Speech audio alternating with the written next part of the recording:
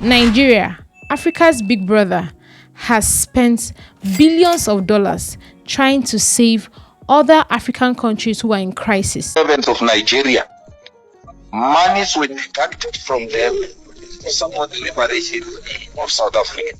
So today we're in a comfortable place. We say we don't want them. Welcome to the Finance Podcast, and it's Finance with Abbas. On today's episode, we'll be talking about Africa's unsung big brother, the giant of Africa, Nigeria. I know most of you may be wondering, what did Nigeria do for my country? What can Nigeria even do for my country? Most of you don't know that the giant of Africa was not just a random name. It was given to Nigeria because we stood up as the big brothers to stand up for every other African country who was going through crisis. Just yesterday, we saw the real version. On December 7th, Benin Republic faced a sudden attempt to seize power. Within minutes, the attempted takeover collapsed. Benin returned to stability before the world even processed what was happening. And on today's episode, I'm going to list just about a few. Before I continue, do well to like, do well to share, do well to subscribe to our YouTube channel, Solid Finance Podcast, for more finance contents from us. Let's dive right in. But if you check right now, you are going to see only Nigeria that has helped every other African country get independence, or also help them to fight the West before getting independence. What if I told you that there is one African country that has spent billions, has lost soldiers, and has intervened in over 20 African countries, not to colonize them, not to control them, but to help stabilize them? In 1990, West Africa was in crisis. Civil war tore Liberia apart. The call for peace went out, and Nigeria responded. It's only Nigerians that are helping South Africa to fight apartheid and to be free, and also helping Angola to get their independence. These are only Nigerians that always do this. Do you know what people are actually talking about right now in Benin Republic? It's not even about the coup anymore. It's about how swift Nigerian army was. Many African countries derive pleasure in criticizing Nigeria's internal problems.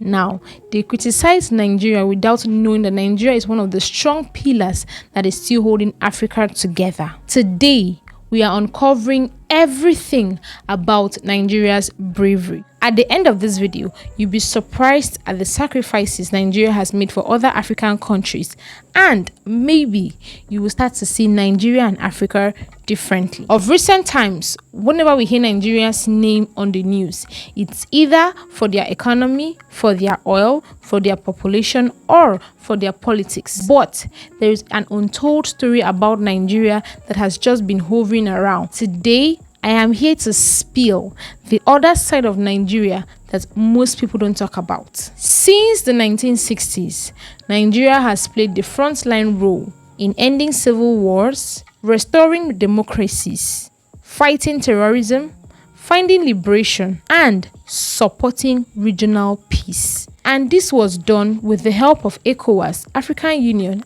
and the United Nations peacekeeping mission. I'm going to be mentioning few countries Nigeria has helped and how Nigeria intervened for these countries. Section 1, the West African countries.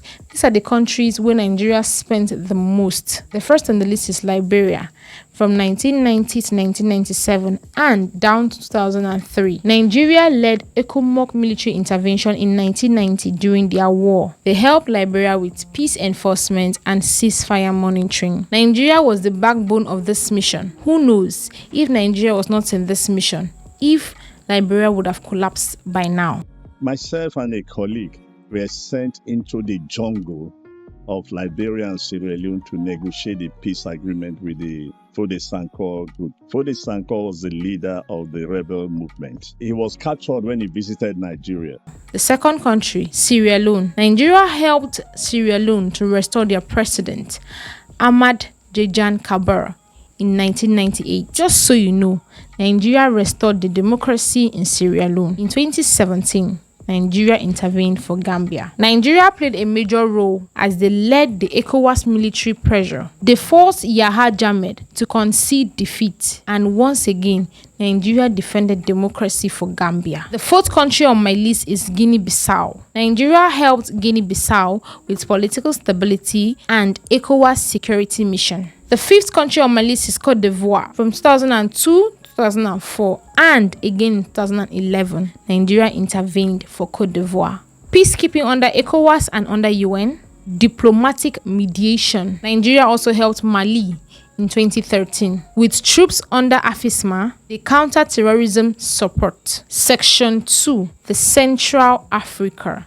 I'm talking about Cameroon. Nigeria helped Cameroon in 2014 with joint military operations, multinational joint task force to help fight Boko Haram. Chad.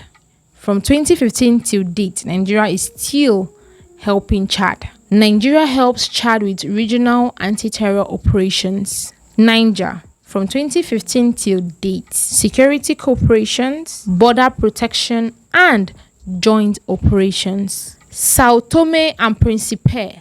Nigeria helped that country in the year 2003 with military support after coup attempt. Section 3. East and the Southern Africa. Nigeria helped them with peacekeeping and liberation. The first country is Sudan. Nigeria helped with all their peacekeeping missions. South Sudan. Nigeria helped South Sudan on missed troop deployment. Somalia. Nigeria helped Somalia with the AU mission contribution. The next country I'm about to mention is going to shock you. Nigeria helped South Africa from 1970 to 1994. Nigeria financially supported ANC. They gave scholarships for South Africans. Diplomatic pressure against apartheid regime. Nigeria supported liberation in South Africa. Angola. Nigeria helped Angola in the year 1975. They supported Angola during the anti-colonial war. Diplomatic recognition of MPLA government. Now, let's take a look at the estimated cost. That is, let's take a look at how much Nigeria has spent within the 90s and the early 2000s for other African countries. Between 1990 to 2020, Nigeria is estimated to have spent over $8 to $10 billion on peacekeeping for other African countries. Nigeria has lost hundreds of soldiers in the space of 1990 to 2020. They've committed massive military resources. Yet, after all these sacrifices, other African countries refuse or hardly recognize Nigeria as one of the pillars of Africa. People may be asking, what is my business? How does this matter? How does this concern me? Well, it matters because Nigeria acted as a regional stabilizer to help stabilize the whole of Africa. Democracy in parts of West Africa survived because of the intervention of Nigeria. Counter-terror efforts protect multiple borders. Nigeria's foreign policy helped shape modern ECOWAS. But here's the big question. Should Nigeria continue playing the big brother role, or should Nigeria fix their internal problems? That shouldn't be a debate. Just drop your thoughts in the comment section. Africa cannot rise if African countries collapse. Africans do not need foreign saviors. Africans are the ones to write their stories. Africa has been saving itself. But the question here is, how can Africa turn military leadership to economic leadership?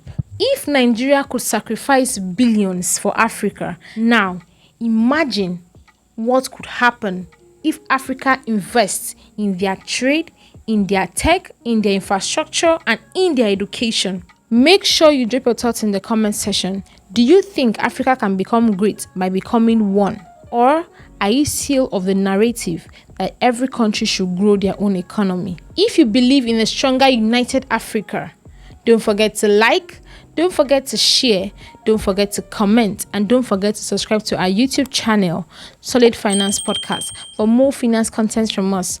Until next time, bye for now.